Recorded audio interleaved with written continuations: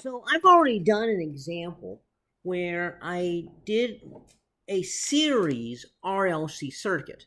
So we had a circuit, we had a resistor, we had an inductor, we had a capacitor. It doesn't really matter what order they are in. It makes absolutely zero difference as to the order. But this series circuit. But the next question is, what would a parallel circuit be like? Because we know the impedance for the series circuit is the square root of R squared plus XL minus XC squared. But what would be the impedance for parallel? So what I mean really by parallel? Well, we have a resistor, we have an inductor, we have a capacitor. Okay, so this is parallel. And so I want to know what is the impedance for this circuit, because it's not going to be the same. All right, so how would we figure this out? Well, we got the resistor, we got the inductor, we got the capacitor. You know, we've got the frequency here. It's going to be some V0 and some frequency. So the voltage is V0 sine omega t, where omega is 2 pi. Omega is going to be 2 pi times F. Okay, we know what the resistance is. There's going to be an inductive capacitance and an inductive, rather a capacitive inductance and we have a capacitive reactance and a and then an inductive reactance. So XL, the inductive reactance, is going to be 2 pi FL. The inductive, or rather the capacitive reactance, is going to be 1 over 2 pi FC. None of this has changed. So what does change? What changes is if we look at the phasor diagram. Okay, so we've got now the voltage is the same on everything, because now we've got, now what is happening here is that it's the same voltage on everything. So instead, we've got current here, we got current in the inductor, and we've got current in the capacitor. So we know that the current in the resistor is in phase with the current, or in phase with the voltage. Okay. We know for the capacitor that the current in the capacitor leads the voltage, and we know that the current in the inductor lags behind the voltage.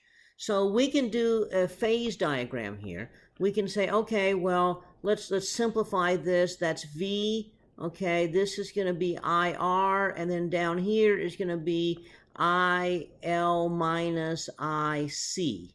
And so the total I is going to be like that. And so the total I, okay, is going to be, the total I is going to be the square root of IR squared plus IL minus IC squared. Okay, so we're just using the Pythagorean theorem there. So the current is going to be the total current is going to be the square root of IR, the current in the resistor squared, plus IL minus IL minus IC squared.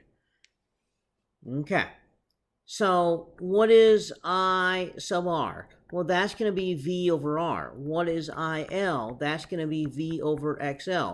What is IC? That's going to be V over XC.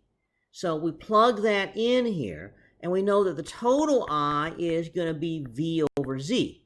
So that means we get V over Z is the square root of V over R squared plus V over XL minus V over XC squared. Well, we can factor out all these v's. We get 1 over z is the square root of 1 over r squared plus 1 over xl minus 1 over xc squared. And so if you really wanted to, you can go one more step to the reciprocal of all that and say that z is equal to 1 over r squared plus 1 over xl minus 1 over xc squared to the minus 1/2 power. And so that would be the impedance for a parallel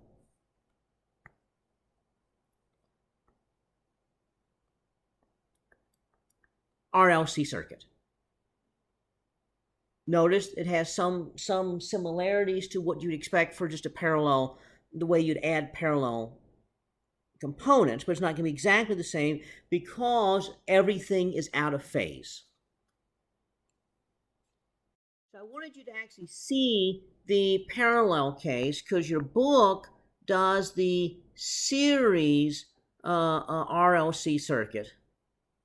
Okay, and so I wanted you to see also what would the parallel be,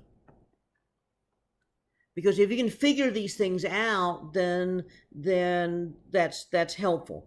And again, I like to show where the equations come from rather than just saying, here, memorize this equation.